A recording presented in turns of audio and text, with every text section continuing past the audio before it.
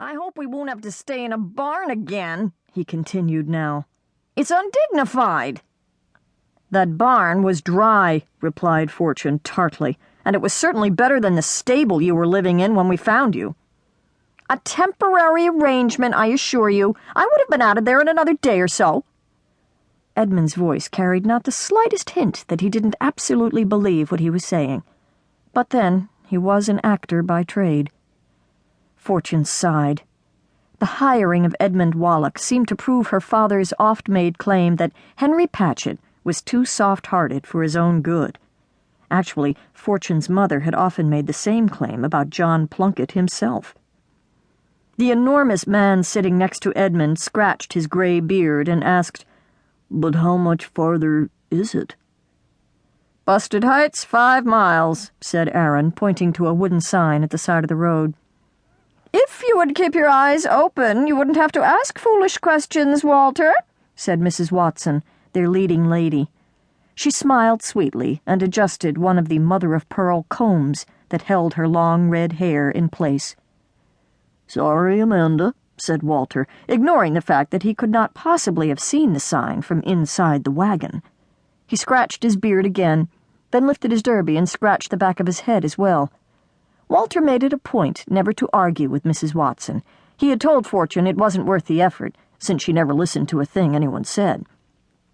"What's so important about this town that we had to go 20 miles out of our way to play it anyway?" asked Edmund querulously. Fortune ignored the question. The trip to Busted Heights was something her father had insisted on, but he had not been willing to tell her why, saying only that he had something important to do in the town. "Unfinished business, Fortune. Unfinished business," was all he'd say whenever she asked about it. Now he was gone, and though Fortune didn't know what the business was, she had decided to go through the town anyway. She figured if the business was important enough, it would find her. When they reached the town an hour later, Fortune almost told Aaron to keep rolling. Busted Heights, population 407, was the most dismal spot they had landed in yet. It seemed the farther west they traveled, the more unpleasant the surroundings became. She hoped the trend wouldn't continue indefinitely.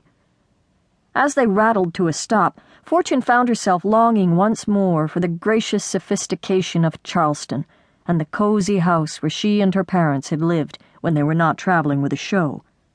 If the other actors felt the same way, they didn't show it. Despite the unpaved streets and gray buildings of Busted Heights, they exploded from the wagon like bees from a toppled hive. "Oh, Lordy, that does feel good," said Mr. Patchett, stretching his long legs. "Today's ride was longer than an amateur production of King Lear." Fortune looked at him fondly. Tall, though not as tall as Walter, slender and beak-nosed, Henry Patchett had been her father's best friend since long before she was born. "Get my bag, Walter," ordered Mrs. Watson. "Certainly, my dear," replied the giant in a mild voice. Fortune frowned. She didn't like the way Mrs. Watson treated Walter, or any of the rest of them for that matter. Ever since the death of Fortune's mother nearly 2 years earlier, Amanda Watson had been trying to take on the role of grand lady for the troupe. "Leave the bag," said Fortune, braving Mrs. Watson's scowl. "We've got a lot to do before dark. Let's get busy." Familiar with the routine, they separated to tackle their jobs. Edmund and Aaron to put up posters announcing the troupe was in town, Mr. Patchett and Walter to find a space to perform in, Mrs. Watson to begin attracting men, which she did with remarkable skill. As leader of the troupe, Fortune was responsible for finding their lodgings. It didn't take her long to locate a likely-looking boarding house, which for their purposes was one that didn't look as if it would charge much money.